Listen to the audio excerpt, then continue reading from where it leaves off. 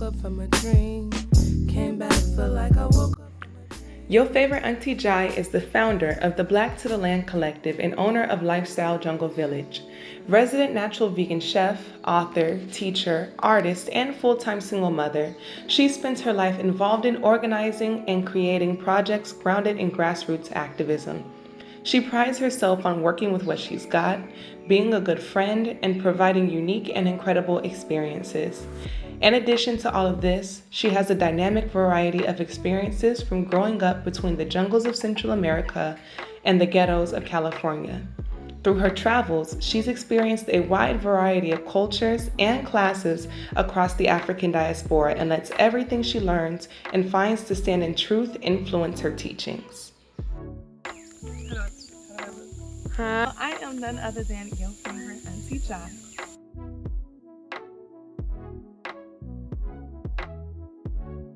Well, I am a full-time single mother. I'm a natural vegan chef. Oh gosh, do I still have my scarf on, guys? Okay. Yeah. I'm a natural vegan chef, currently located in Dangrigo, Belize. However, I do go back and forth to the US as well to do business, sell my natural juices, natural food, and I've got my cookbook as well, working on the next one. Yeah, it's a whole shebang out here.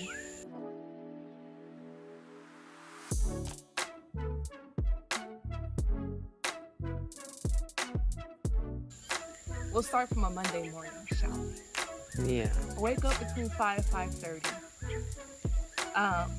Try to have a couple of tall glasses of water with my hair and nail vitamins from Shadabi, Black owned and operated. Good shit. And then I start making sure that I'm prepping everything that me and my daughter want to do for the farm. Yeah. So I pack about maybe 20 pounds worth of gear into my farm bag.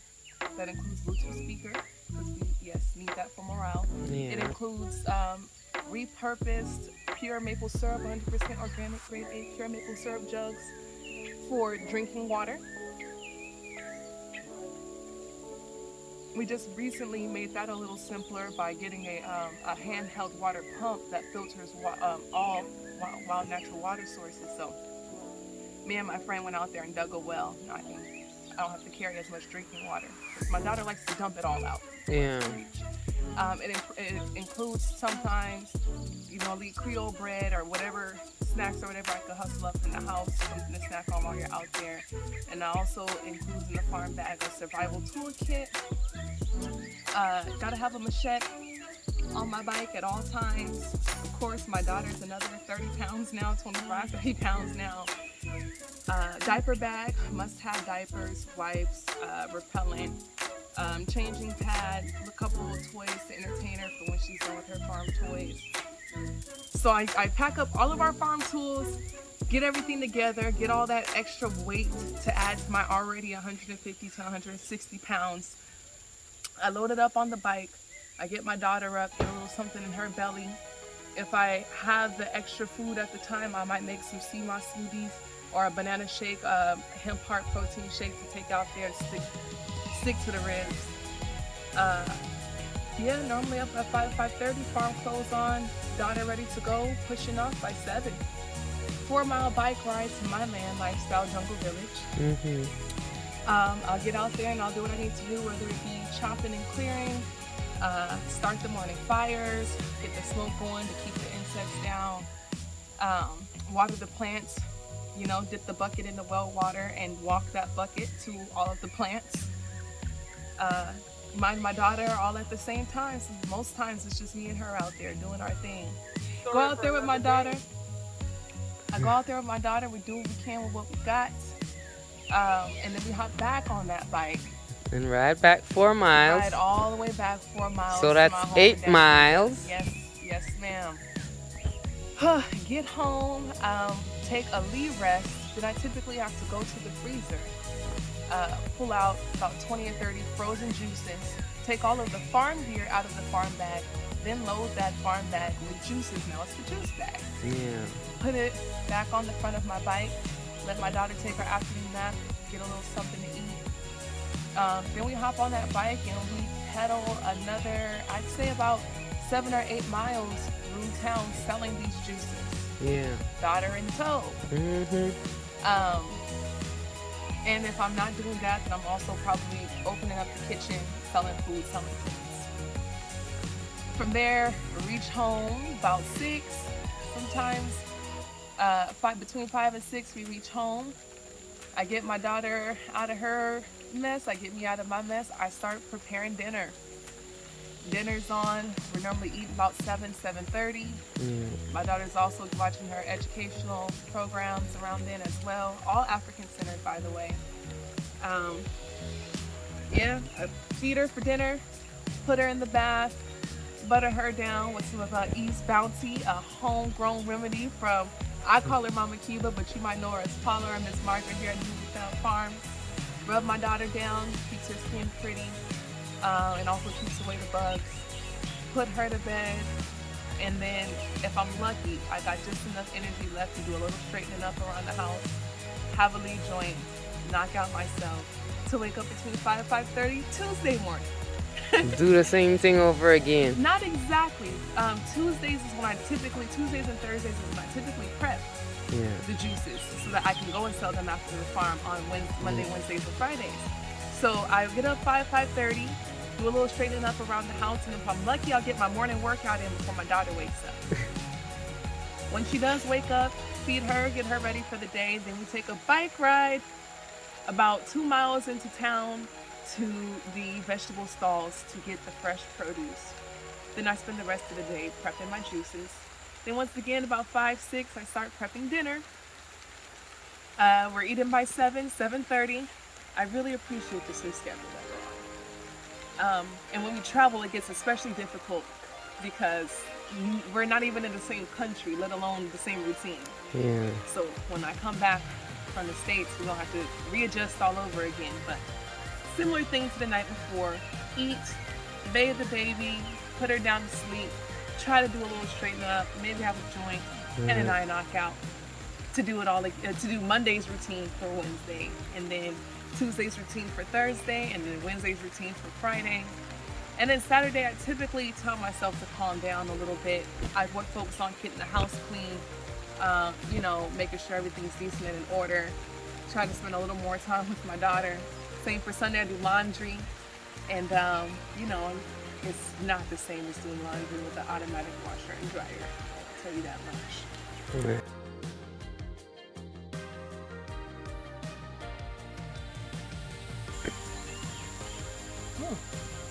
Well, I've had to switch it up lately because I was experiencing a lot of burnout, working extremely hard and making very minimal progress, which is why I'm focusing more on building this campaign, going to the States, hustling up some money so that we can get the tools and materials we need to be more efficient with my time and energy, because but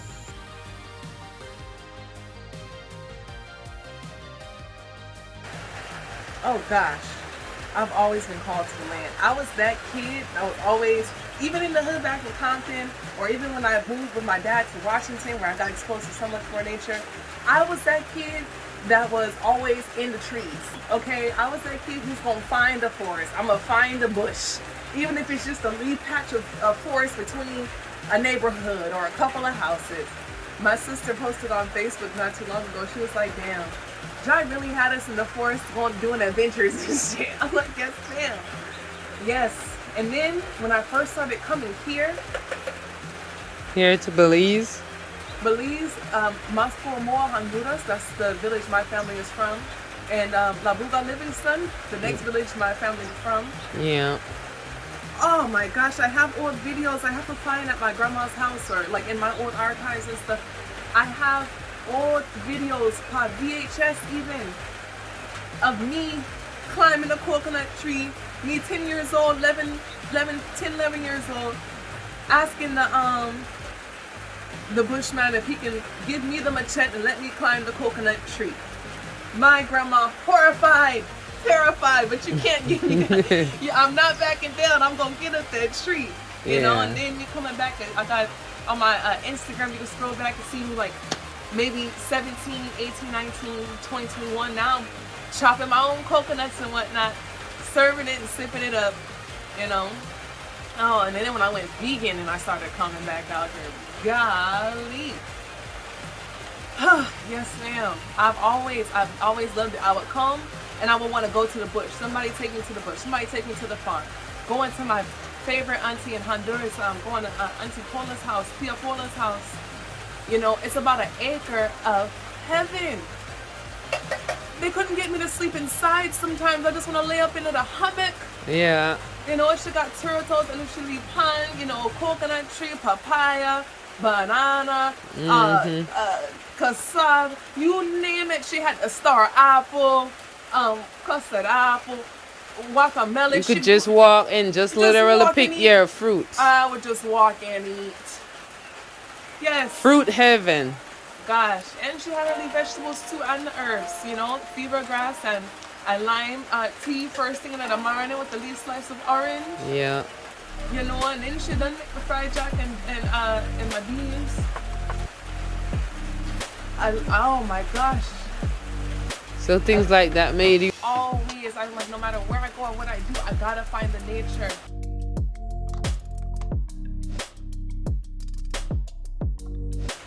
And when I finally went off to university, Washington State University, dropped out after a few years, came back home to California.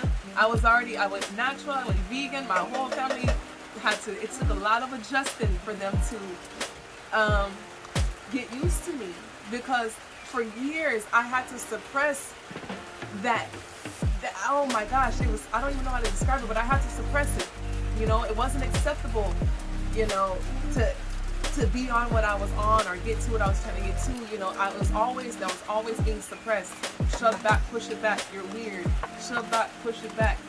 You know, that's not what we do. Shove back, push it back. That's not the in thing to do right now, you know? People couldn't imagine, and I just was like, I was just thinking. Imagine that. And I'm like, well, shit's not making sense.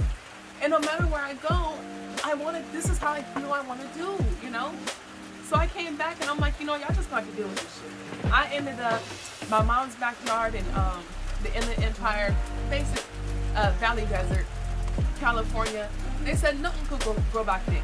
But I'm like, that's a lie, because every time it's raining season, the whole backyard is bush. Yeah. You know?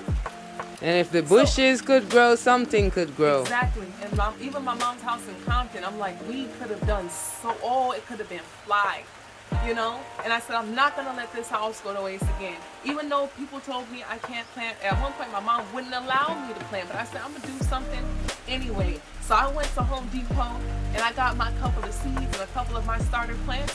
And I went out there and I cleared the yard and I started doing the shit. In my little bitty garden with my 2 little solar lights that my grandma gave me and my little bit of lawn chair, the whole backyard was just food, glorious food. I made pumpkin pie from my own homegrown pumpkins. You know, I grew all kinds of herbs and veggies. I grew marijuana. I had trees bigger than me. And it felt amazing, right? Potatoes, green potatoes, tomatoes, yeah. You love it. Yes, I even moved into the backyard. I tented in the backyard all summer, lived in a tent back there, a big tent. It was a glamping experience. We were in the front.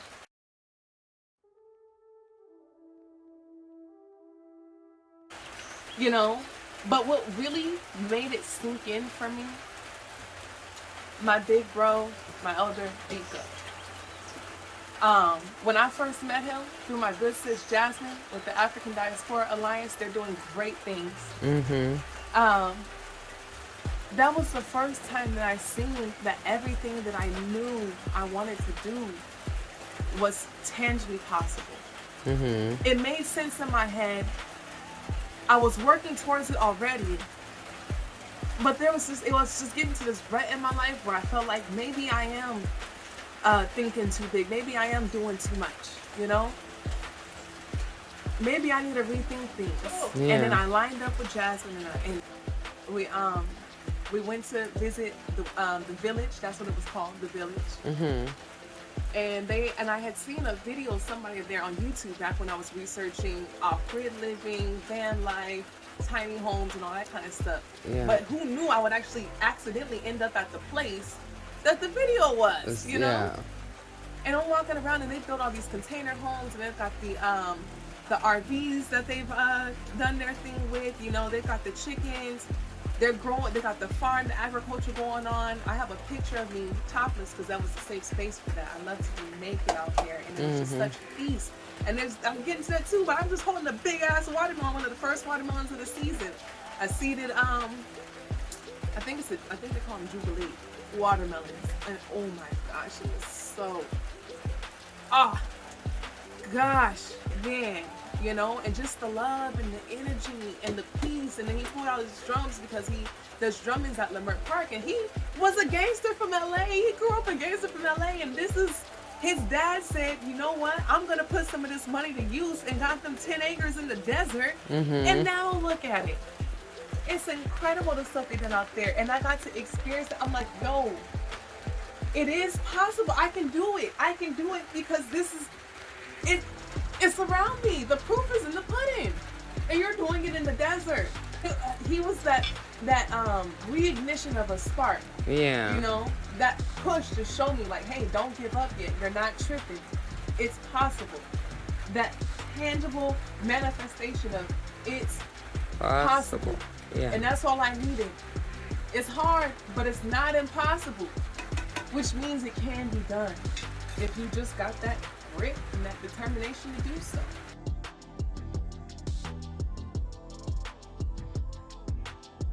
Now, I did not plan to be doing this aspect of what I'm doing so soon.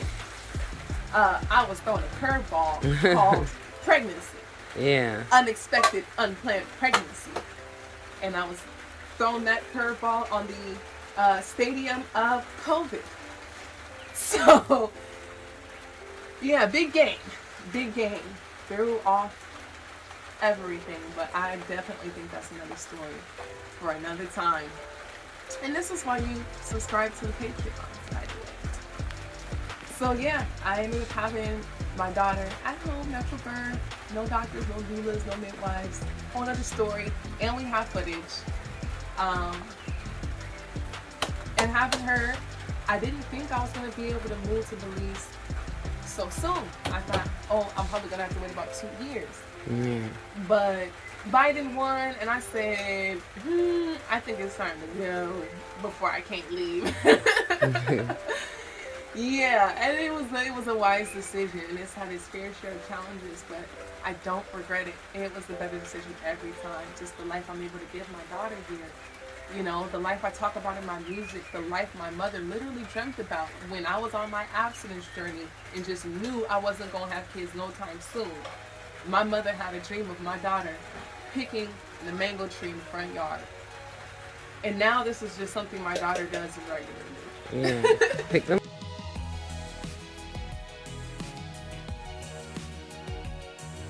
Mangoes. You know, it is just I just love paying attention and just tapping in with nature. Not in no cringy, like cliche, annoying, super, well, trying to be existential, all that kind of whatever stuff. Not in that kind of a sense. Not in that very annoying kind of a sense. But no, really just paying attention to nature. Nurturing the plants from, I always say my plants from my first children. Nurturing them from seed to maturity and whatnot. And just paying attention to what happens in nature and really giving it that eye. You know, it is incredible. And I see so many similarities, especially now that I've actually gone through giving birth, you know, and that whole process. I just love it. It's so incredible, so fascinating. You're always learning something new. You know, every place is so different, but so the same. You know, it's just, man, it's, oh, geez. If you know, you know. If you don't, I'm sorry for you. I know that sounded any kind of way, but man, Living your best life, huh? Even when it seems like it's the worst. Yeah. It's like, yeah, this is it. I know.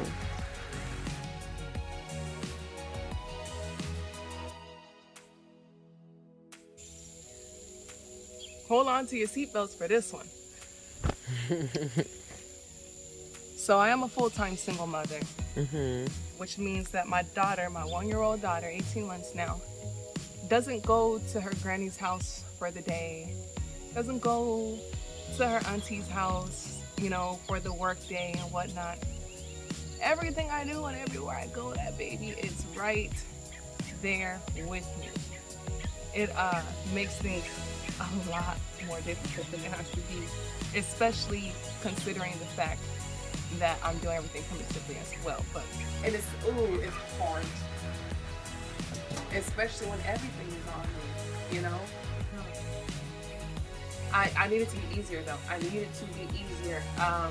I'm already a full-time single mother. The strong shit is for the fucking birds. I'm over it. I'm 27, and I have been putting wear and tear on my body that it cannot take, and I can feel myself aging. It's ridiculous because it doesn't have to be that way. It'd be one thing if it just has to. It doesn't. You can't convince me that it does, because it could be easier. If I had help with my daughter, I could get more done. If I had more help getting other things done, getting the business done, I could do more with my daughter. You know, I'm tired of being so exhausted all the time. I'm tired of feeling broken down. I'm tired of making the types of sacrifices that no person should have to make just to survive and provide for a child.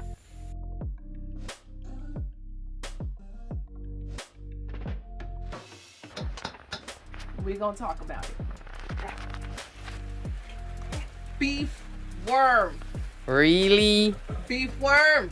I've been coming here since I was 10 years old. And out of all the things I'm a worrying about, all the things they just shy me from, frogs that not even poisonous, they just don't want me to catch up. And nobody told me shit about no goddamn beef worms, okay? There are some things I wish were explained to me. Mosquito that carries the butt fly larvae. Yeah.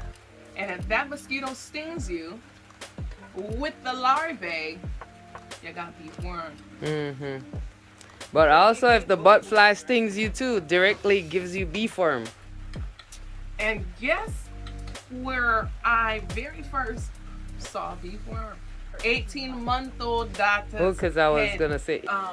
And that's why, you know, bug proofing and finding natural ways and investing in natural ways for bug proofing our villages are incredibly important. I'm trying out a couple of different products now to try to figure out what actually works.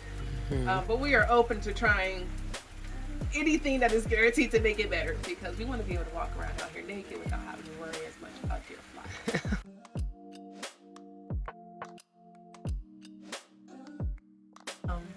Yeah, man, it's the bug. But I still, you just can't beat the bush, man. You just can't beat the bush. It's the place to be. You know, I can cry as hard as I want to. I can laugh as loud as I want to. I can sing however I want to. I can dance however I feel. And then also there is the therapy of letting all that pent-up anger and aggression out on the bush. And I love it, girl. I feel bad for the bush, but I also respect the bush, and I know that when I'm going to get back to the bush, it's gonna kind of make up for what I'm taking, you know. But I know that energy is best. I know that energy is best spent whacking on the bush than whacking on some people. I think a lot of people should be really grateful that I chose farm life. You heard of thug life? We got farm life. And I'm telling you, you think you gangster till you come out and get out of this bush.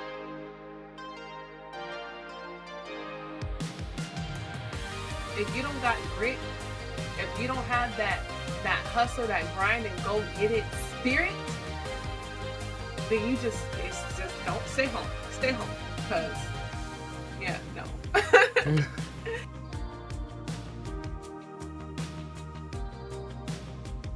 But for those of us that have that burning desire, that passion for that pulling, something that's gravitating you, calling you, you know what I'm talking about. For those of y'all who feel that pull, You're who we're here for. The doers, the be about it, the the get her dones. Yeah. That's what we're here to help those who are actually doing the work themselves.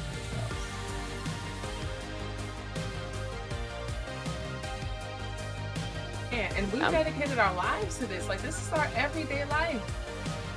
You know, this is our call. This is our purpose. We do this because we low-key don't have a choice. The way it's aligned for us, the way it's set up is like, this is your purpose. Because we love it. From your purpose. And we love it because it's our purpose. I don't know if it's our purpose because we love it, or we love it because it's our purpose and you feel like you're fulfilling your purpose, and that feels amazing.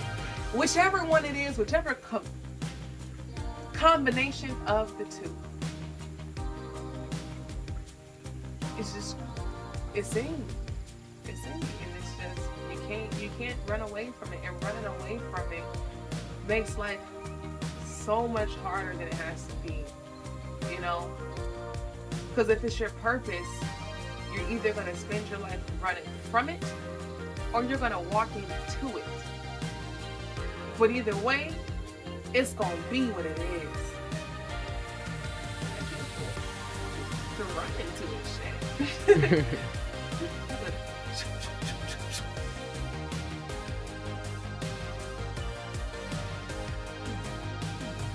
So, that is why making these spaces is so important. Because I know how much it would mean to me and how much it would change my life. I can only imagine for other sisters all around the globe. The stories I have to tell about my motherhood are very dramatic in some senses, yes, but just when I talk to other mothers, you know, and I talk to them about what it is that I'm trying to do and what it is that I've done, a lot of them is like mind blown because they didn't even think that, they didn't think it existed. They never even thought about it in the first place to think it was possible, you know? And then now that it is, and now that I'm living proof of the vision, you know, all of these women are aspiring to be on the same thing. And it's incredibly important because it's what we need to do more than just survive, you know? And so knowing that I'm connected to so many people who are actually starting to do the work, and also to take a little pride in having influence in that, it just spreads and grows, and we're doing what we're supposed to do, and we're actually able to start seeing it get done. We're actually able to start manifesting results.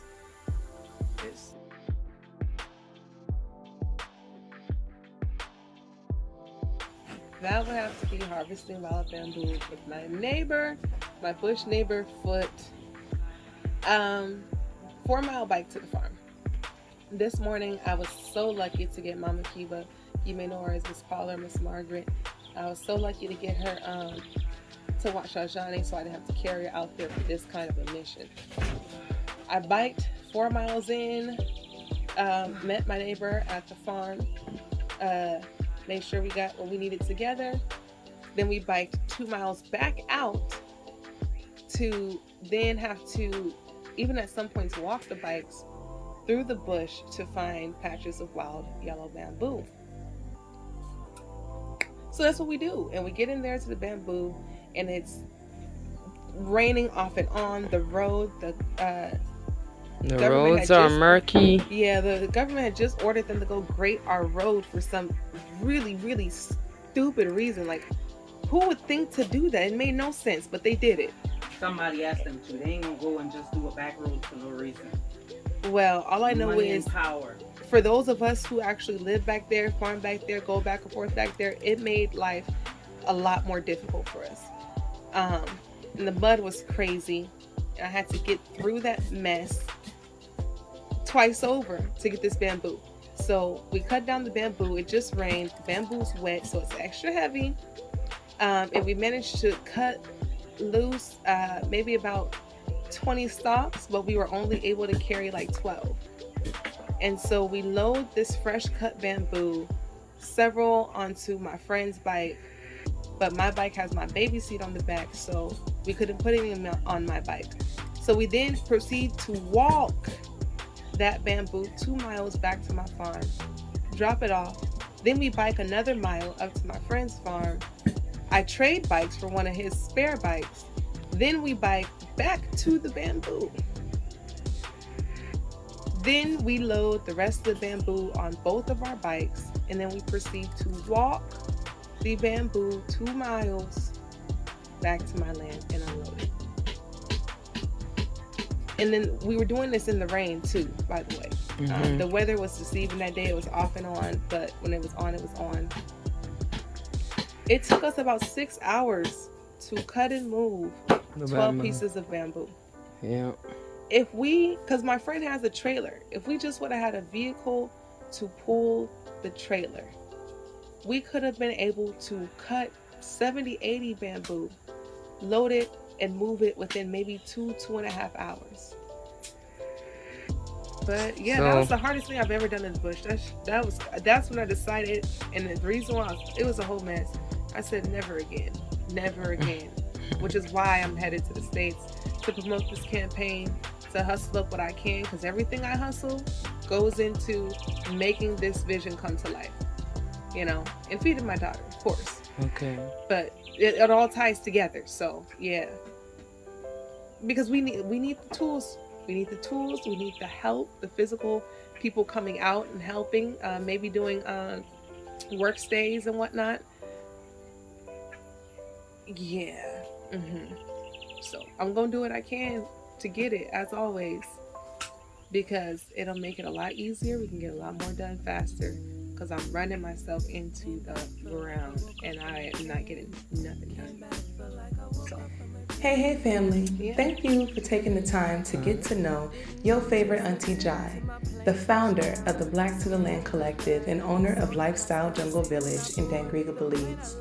If you would like to know more information on how you can get involved or contribute to the vision, please visit our flow page at flow.page/Black to the Land for more information. Peace and thank you.